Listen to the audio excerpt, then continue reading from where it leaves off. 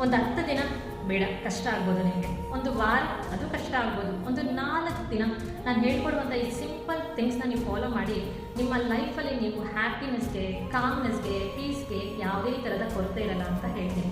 ಈ 3 ಪ್ರಾಕ್ಟೀಸಸ್ನ ನಿಮ್ಮ ಲೈಫಲ್ಲಿ ಮಾಡಿದ್ರಂದರೆ ನಿಮ್ಮ ಲೈಫ್ ಅಮೇಝಿಂಗ್ ಆಗಿ ಅದ್ಭುತವಾಗಿರುತ್ತೆ ಅಂತ ಹೇಳ್ತೀನಿ. First thing, don't complain about anything ಅಂತ ಹೇಳ್ತೀನಿ. ಯಾವುದ್ರ ಬಗ್ಗೆನೂ ನೀವು ಕಂಪ್ಲೇಂಟ್ ಮಾಡ್ಕೊಳ್ಬಾರ್ದು. ಅದು ಯಾಕೆ ಹೇಗಿದೆ, ಇದು ಯಾಕೆ ಹೇಗಿದೆ, ಹೀಗಿರಬೇಕಾಗಿತ್ತು, ಹಾಗಿರಬೇಕಾಗಿತ್ತು ಅಂತ ಕಂಪ್ಲೇಂಟ್ ಮಾಡೋದನ್ನು ಸ್ಟಾಪ್ ಮಾಡಿ. ಆ್ಯಂಡ್ ಬೇರೆಯವ್ರ ಬಗ್ಗೆ ಕಂಪ್ಲೇಂಟ್ ಮಾಡೋದು ಸ್ಟಾಪ್ ಮಾಡಬೇಕಾಗುತ್ತೆ. ಅವ್ರು ಇನ್ನೂ ಚೆನ್ನಾಗಿರಬೇಕಾಗಿತ್ತು, ಇನ್ನೂ ಬೆಟರಾಗಿ ಮಾಡಬೇಕಾಗಿತ್ತು, ಅವ್ರು ಇನ್ನೂ ನೋಡೋದಕ್ಕೆ ಸ್ವಲ್ಪ ಚೆನ್ನಾಗಿರ್ತಾ ಇತ್ತು, ಅವ್ರು ಯಾಕೆ ಹೇಗಿದ್ದಾರೆ, ಇವ್ರು ಯಾಕೆ ಆಗಿದ್ದಾರೆ ಅಂತ ಕಂಪ್ಲೇಂಟ್ ಮಾಡೋದನ್ನು ಸ್ಟಾಪ್ ಮಾಡಿ. ಆ್ಯಂಡ್ ನಿಮ್ಮ ಬಗ್ಗೆ ನೀವು ಕಂಪ್ಲೇಂಟ್ ಮಾಡ್ಕೊಳೋದನ್ನು ಸ್ಟಾಪ್ ಮಾಡಿ. ನಿಮ್ಮ ಲೈಫ್ ಬಗ್ಗೆ ನೀವು ಕಂಪ್ಲೇಂಟ್ ಮಾಡ್ಕೊಳೋದನ್ನು ಕೂಡ ಸ್ಟಾಪ್ ಮಾಡಬೇಕಾಗುತ್ತೆ. ವೈ? ಬಿಕಾಸ್ ಅವ್ರ ಲೈಫ್ ಎಷ್ಟು ಚೆನ್ನಾಗಿದೆ, ನನ್ನ ಲೈಫ್ ಯಾಕೆ ಹೀಗಿದೆ, ನನ್ನ ಲೈಫ್ ಇನ್ನೂ ಬೆಟರ್ ಆಗಿದ್ದರೆ ಚೆನ್ನಾಗಿರ್ತಾ ಇತ್ತು ಅಂತ ನಾವು ಕಂಪ್ಲೇಂಟ್ ಮಾಡಿಕೊಂಡು ನಮ್ಮ ಲೈಫ್ನ ನಾವು ಕ್ರಿಟಿಸೈಸ್ ಮಾಡ್ಕೊತಾ ಇರ್ತೀವಿ.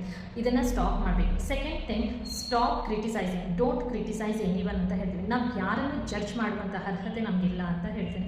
ನಾವು ಯಾವಾಗ ಬೇರೆಯವ್ರನ್ನ ಜಡ್ಜ್ ಮಾಡ್ತಾ ಇರ್ತೀವಲ್ಲ, ನಮಗೆ ನಾವು ವೀಕರಾಗಿ ಕಾಣಿಸೋದಕ್ಕೆ ಸ್ಟಾರ್ಟ್ ಮಾಡ್ತೀವಿ. ಫಾರ್ ಎಕ್ಸಾಂಪಲ್, ಬೇರೆಯವ್ರು ದಪ್ಪ ಇದ್ದಾರೆ ಅಂದರೆ ಅವ್ರು ಯಾಕೆ ದಪ್ಪ ಇದ್ದಾರೆ, ಅವ್ರು ಇನ್ನೂ ಸ್ವಲ್ಪ ಬೆಟರ್ ಆಗಿರಬೇಕಾಗಿತ್ತು, ಒಳ್ಳೆ ಡ್ರೆಸ್ ಹಾಕ್ಕೊಂಡಿದ್ರೆ ಚೆನ್ನಾಗಿರ್ತಾ ಇತ್ತು ಅಂತ ನಾವು ಜಡ್ಜ್ಮೆಂಟ್ ಮಾಡ್ತಾ ಇರ್ತೀವಲ್ಲ, ಅದು ನಮ್ಮ ಒಳಗಡೆ ನಮ್ಮ ಸಬ್ಕಾನ್ಷಿಯಸ್ ಮೈಂಡ್ಗೆ ನೆಗೆಟಿವ್ ಟೋನ್ ನೀವು ಸೆಟ್ ಮಾಡ್ತಾ ಇದ್ದೀರಾ ಅಂತ ಅರ್ಥ.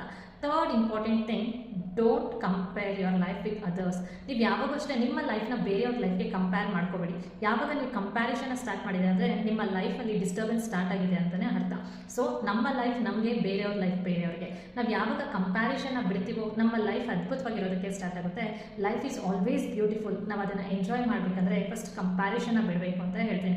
ಈ 3 C's ನೀವು ನಿಮ್ಮ ಲೈಫಲ್ಲಿ ಇಂಪ್ಲಿಮೆಂಟ್ ಮಾಡ್ಕೊಂಡಿದ್ದೀರಂದರೆ ಲೈಫಲ್ಲಿ ನೆಮ್ಮದಿಗೆ ಯಾವುದೇ ಥರದ ಕೊರತೆ ಇರಲ್ಲ, ಹ್ಯಾಪಿನೆಸ್ಗೆ ಕೊರತೆ ಇರಲ್ಲ, ಕಾಮ್ ಆಗಿರೋದಕ್ಕೆ ಕೊರತೆ ಇರಲ್ಲ ಅಂತ ಹೇಳ್ತೀನಿ. ಈ ದಿನ ನೀವು ಯಾವ ಸೀನ ಬಿಡ್ತಾ ಇದ್ದೀರಾ ಕಮೆಂಟ್ ಸೆಕ್ಷನಲ್ಲಿ ಹೇಳಿ. ಆ್ಯಂಡ್ ವಿಡಿಯೋ ಇಷ್ಟ ಆಗಿದ್ರೆ ಲೈಕ್ ಮಾಡಿ, ಶೇರ್ ಮಾಡಿ ಆ್ಯಂಡ್ ಫಾಲೋ ಮಾಡ್ಕೊಳ್ಳಿ. Thank you for watching.